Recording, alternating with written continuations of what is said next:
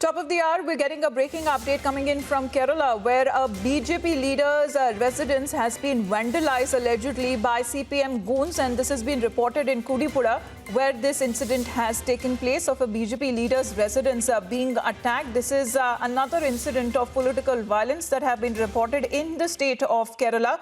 We'll be having a live update soon as we play out those CCTV visuals of the attack that has taken place. Now, this is being said that this is BJP leader Ratish's house that has been vandalized allegedly by the left workers in the state. This has been reported in Kuripura, where this attack has taken place. Ashwin joining us with more updates on this. So can you tell us when it happened, where it happened, and what is the action till now that has taken place, Ashwin?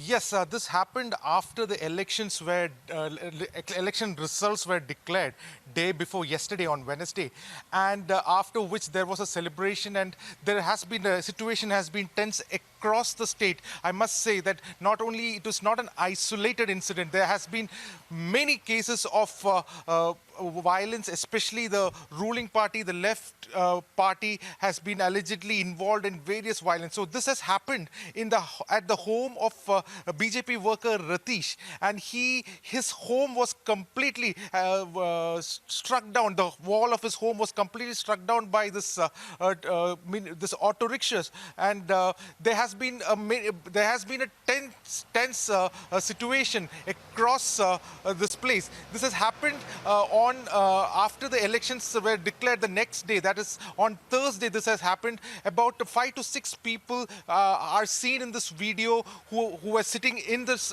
particular vehicle, and their vehicle has rammed against the wall of this particular of the BJP workers' home. So it is not an isolated incident. There are many incidents which we have already reported. The temple vandalization has happened. The RSS office in Alleppey again has been vandalized. We have got reports of many incidents of violence from Kollam, from Kozhikode, as well as in Kannur as well. So the party which is actually won in a big scale is celebrating, and it has led to many incidences of violence across the state. And we have got many other shocking, some of the statements also that are coming out, which in support is very discriminatory and against democracy. Absolutely, because Ashwin, if you can break down the other political violence incidents too that have taken place, and it can also be noticed that it is coming right after the local body election results that came out, and BJP now making inroads in the state of Kerala. It seems to have put off certain other political workers, and that's why we are looking at back-to-back attacks taking place, and many of them are affiliated directly to the BJP. Absolutely. The BJP has made significant strides in this local body elections. Its mandate has improved the number of people. For instance, in 2015, the total number of voting percentage was about 12%. Now it has shot up by 2%, which is a significant number.